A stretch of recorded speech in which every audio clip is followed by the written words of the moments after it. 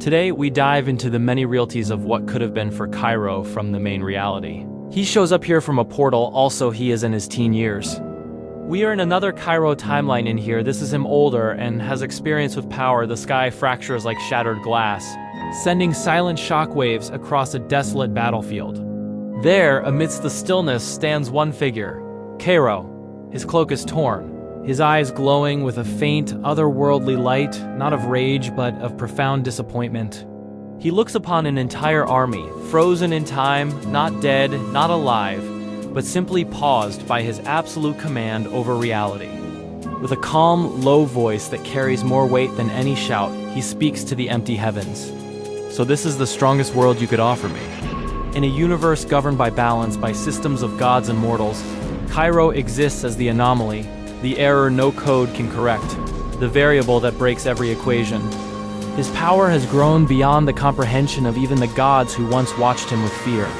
He has surpassed their system, rendering him invisible, a ghost in their divine machine. But power of this magnitude does not go unnoticed. Far beyond the reaches of time and space, in a sealed realm forgotten by all, something stirs. An ancient entity, a primordial force, awakens to Kairo's presence. A chilling thought echoes through the void. If he takes one more step forward, the end becomes inevitable. The very foundations of existence tremble, not from Kairo's strength, but from what his strength represents, a power so absolute it threatens to unravel everything. The gods, desperate, extend an offer of godhood, a seat among them. Kairo refuses without a second thought, dismissing their ultimate prize as nothing more than a smaller cage. He seeks not a throne, but a challenge, an equal, something to finally test the limits of his boundless might. He is a force of nature walking in the shape of a man, and nature cannot be contained. This sets the stage for a new arc, a new kind of conflict. With the gods unable to interfere and every known enemy defeated, Kairo's greatest threat is no longer a physical opponent. It's boredom. A crushing, existential ennui that comes from being the strongest being in existence. What is the point of moving forward when nothing can stop you? This internal struggle becomes his new battlefield. He starts to question his own purpose, his own relentless drive to push beyond every limit. It is in this state of introspection that a new antagonist emerges, one unlike any he has ever faced. This enemy is not a wielder of immense power. In fact, they may have none at all. Their strength lies elsewhere. They are immune to Kairo's reality warping abilities, not because they can defend against them, but because their very nature operates on a different axis. This foe cannot be erased or overpowered. They can only be opposed by sheer will. For the first time, Kairo faces a puzzle he cannot solve with strength. It's a battle of philosophy, of determination, a contest of why, not how. This new enemy challenges his very reason for being. To illustrate the sheer scale of Kairo's current power, imagine this scene.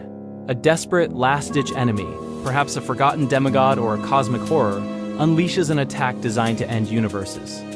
A cataclysmic wave of pure annihilation rushes toward Kairo, but he doesn't raise a hand. He doesn't erect a barrier or counter the attack. He simply walks forward, straight into the heart of the oblivion. There's no explosion, no brilliant flash of light, no epic struggle. The universe-ending attack just stops. It ceases to exist in his presence, not because he nullified it, but because reality itself bends to his will. He turns to his bewildered foe and explains, "Power isn't something I activate anymore, it's something the world assumes I have." His existence has become a fundamental law of the new reality he has forged. He has become the absolute, the final answer to every question of strength. Yet, the victory feels hollow, another empty triumph in a long line of them. He stands alone, the undisputed master of a reality that can no longer challenge him. The silence that follows is heavier than any battle. And then something impossible happens, a voice. Not from the outside world, but a clear, calm voice speaking directly inside his mind. The first being in existence to ever breach his inner sanctum. The voice is not hostile, nor is it subservient. It is simply a statement of fact. A revelation that shatters Kairo's entire understanding of his own existence. "You're not the strongest, Kairo," it says. "You're the last." The words hang in the silence of his mind, pregnant with meaning. The last of what? The last hope. The last survivor. The last piece of a much larger forgotten puzzle? And in that moment, for the very first time in his long, emotionless journey, a genuine, subtle smile touches Kairo's lips. A new game has just begun. The screen cuts to black, and in the darkness, the sound of a new portal tearing open echoes, promising a journey into a world beyond everything we've known. Kairo's true story is only just beginning. As the story is ending, Kairo from the main reality, Kairo, begins to go to the next world over from a portal he came through, then begins to exist.